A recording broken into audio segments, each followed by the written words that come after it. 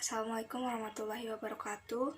Saya Dinda Famelayu dari kelompok 26 Praktik Ibadah. Dan dalam video ini saya akan menjelaskan tentang mawaris dan nikah. Yang pertama adalah mawaris. Jadi, waris menurut hukum Islam adalah ilmu atau hukum yang mengatur tentang peralihan harta yang ditinggalkan oleh seseorang yang meninggal serta akibatnya bagi para ahli warisnya. Terdapat beberapa kategori dalam pembagian waris ini. Yang pertama itu ahli waris dari laki-laki.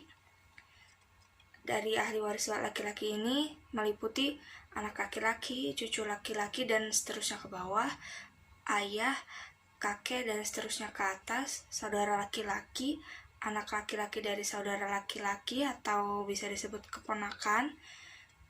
Selanjutnya adalah paman, anak laki-laki dari paman, suami, bekas budak laki-laki yang dimerdekakan. Dari ahli waris perempuan terdapat anak perempuan dari anak laki-laki atau yang bisa disebut cucu dan seterusnya ke bawah, ibu, nenek, dan seterusnya ke atas, saudara perempuan, istri, dan bekas budak yang telah dimerdekakan. 7 kategori yang tidak berhak mendapatkan ahli waris, yaitu budak laki-laki maupun budak perempuan, budak yang merdeka karena kematian tuannya. Yang ketiga, budak wanita yang disetubuhi oleh tuannya dan melahirkan anak dari tuannya tersebut. Selanjutnya, budak yang merdeka karena berjanji membayarkan kompensasi tertentu pada majikannya atau mukatab. Dan yang selanjutnya adalah pembunuh yang membunuh orang yang memberi waris. Selanjutnya, orang yang murtad. Dan yang terakhir adalah orang yang berbeda agama.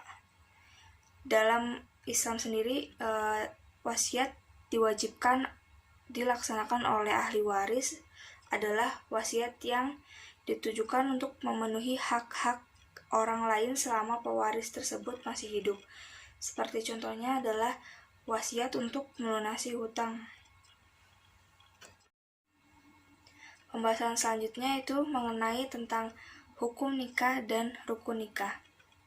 Nikah sendiri yaitu akad kuat untuk menaati perintah Allah dan jika melakukannya mendapatkan pahala. Terdapat 5 hukum taklifi yang berlaku, seperti yang pertamanya adalah wajib bagi seorang yang sudah mampu menikah sedangkan nafsunya telah mendesak untuk melakukan persetubuhan dan yang dikhawatirkan nanti akan terjerumus dalam perbuatan zina. Yang kedua, haram bagi orang yang tidak mampu memenuhi kebutuhan nafkah lahir dan batin calon istrinya, sedangkan nafsunya belum mendesak. Yang ketiga, sunnah bagi seseorang yang nafsunya telah mendesak dan mempunyai kemampuan untuk nikah, tetapi ia masih dapat menahan diri dari perbuatan haram. Yang selanjutnya adalah makruh bagi seseorang yang lemah syahwatnya dan tidak mampu memberi nafkah kepada calon istrinya. Dan yang terakhir adalah mubah bagi orang yang tidak terdesak oleh alasan-alasan yang mewajibkan segera untuk menikah atau karena alasan yang mengharamkan untuk nikah. Dan selanjutnya itu rukun nikah. Dalam rukun nikah ini terdapat 4. Yang pertama itu wali, kedua adalah saksi, ketiga adalah akad nikah, dan yang terakhir adalah mahar. Sekian penjelasan dari saya. Assalamualaikum warahmatullahi wabarakatuh.